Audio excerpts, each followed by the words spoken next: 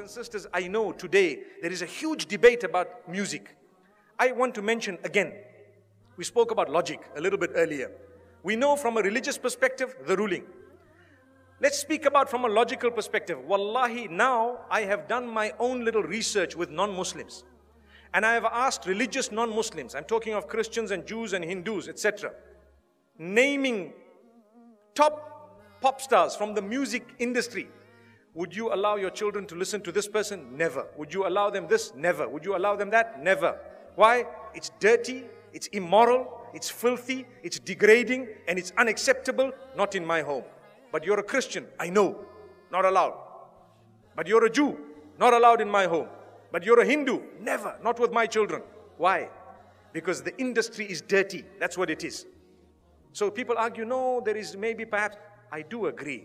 Perhaps the duf is permissible within certain limits, Perhaps if you are singing an Islamic song with beautiful meanings, perhaps within limits, there is a certain permissibility. But here I'm speaking of the musical instruments and the music industry, whereby people start shaking.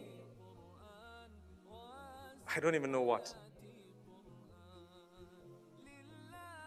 It comes naturally. They say it's natural. It's not natural. It's shaitan's way of controlling you. You listen to the beat continues. You start tapping your finger, you start moving your head. A little while later, you start moving the top of your body, and a little while later, you start moving the bottom of it. May Allah subhanahu wa ta'ala forgive us. And the words have become so dirty, my brothers and sisters, that it is a sign of the hour. And people say, nothing wrong. My brother, you have a beard that reaches the ground and you're still bopping. Astaghfirullah. May Allah forgive you and forgive all of us. You cannot do that.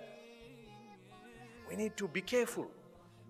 I want to teach you something very, very beautiful. Why don't you replace that with the Quran? Melodious recitation. Listen to Ra'ad al-Kurdi. Listen to anyone else that you would perhaps like, Sa'ad al-Ghamidi. Beautiful recitals of your choice. Abdul Basit, Abdul Samad, whoever else you like. There will be so many people. Replace it. It's beautiful. It's soothing.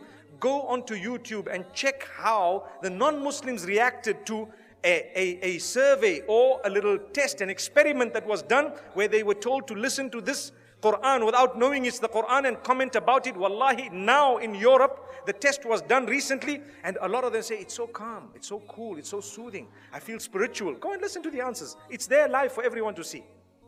And we Muslims who have the Quran, we are not achieving any soothing, no comfort, no nothing from this. How and why? Surely you can replace it. I would rather be resurrected and arrive in the presence of Allah subhanahu wa ta'ala, having known as a person who gave up dirty music for the words of yours, O Allah. I didn't want to listen to all of this. I gave it up. I know there was a debate about halal, haram. I do know the majority of the scholars said it's not permissible. I do know some of them said, okay, within a certain scope it's okay. But remember, those who say within a certain scope it's okay, none of them say that the musical industry of today is permissible. Not even one of them. Remember that. I would rather come in front of Allah and be resurrected as a person who just substituted all of this for the Quran. Allahu Akbar.